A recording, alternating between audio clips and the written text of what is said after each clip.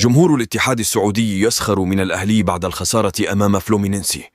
تواجدت بعض جماهير نادي الاتحاد السعودي في مدرجات ملعب الجوهرة المشعة مساء الاثنين لمساندة فلومينينسي ضد النادي الأهلي الذي أقصى فريقهم من البطولة.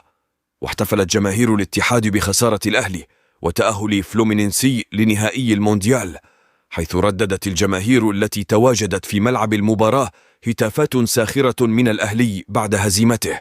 الأهلي يرفض التأهل إلى نهائي كأس العالم للأندية، ويهدي فلومينينسي العبور على طبق من ذهب. ودخل الأهلي مباراته أمام فلومينينسي بضغط هجومي أسفر عن عدة محاولات هجومية، ولكن لم يتم استغلالها بالشكل الأمثل. وأهدر لاعبو العديد من الفرص التهديفية في اللقاء ليلعب الفريق على المركز الثالث وحصد البرونزية ببطولة كأس العالم للأندية. وينتظر الأهلي تحديد منافسه في المباراة المقبلة، حيث يتأهل لمواجهته الخاسر من مباراة مانشستر سيتي الإنجليزي وأوراوا الياباني، والتي ستقام غدا. وستقام مباراة الأهلي على الميدالية البرونزية في تمام 4:30 عصر الجمعة المقبلة. وشهدت إحصائيات المباراة في نصف نهائي كأس العالم للأندية تفوق واضح للاعبي النادي الأهلي بلغة الأرقام. يفقد النادي الأهلي جهود لاعبه محمود كهربا في المباراة المقبلة ببطولة كأس العالم للأندية، وذلك عقب حصوله على إنذار خلال مباراة فلومينينسي البرازيلي في نصف النهائي. وحصل كهربا على بطاقة صفراء في الدقيقة 69 من عمر اللقاء، قبل أن يتم استبداله في النهاية ليتأكد غيابه عن مباراة تحديد المركز الثالث في كأس العالم للأندية.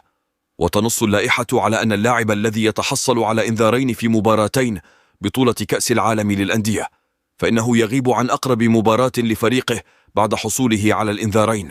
وكان كهربا حصل على إنذار في مباراة الأهلي ضد الاتحاد السعودي بالدور ربع النهائي، بينما حصل على بطاقة صفراء ثانية في مباراة فلومينينسي اليوم ليغيب عن المباراة القادمة. أكد الخبير التحكيمي ياسر محمود أن الحكم البولندي مارشينياك ظلم الأهلي في مباراته ضد فلومينينسي البرازيلي مرتين. وقال ياسر محمود الأهلي يستحق ركلة جزاء لصالح كهربا في الدقيقة 6، حيث قام مدافع الفريق البرازيلي بدفعه في ظهره وتسبب في سقوطه على الأرض. وأضاف: ركلة جزاء فلومينينسي الذي جاء منها الهدف الأول غير صحيحة تماما، والحكم أخطأ القرار.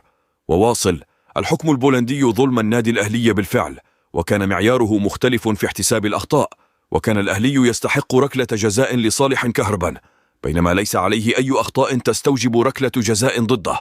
مشادة بين مارسيلو وجماهير الأهلي بعد الخسارة أمام فلومينينسي.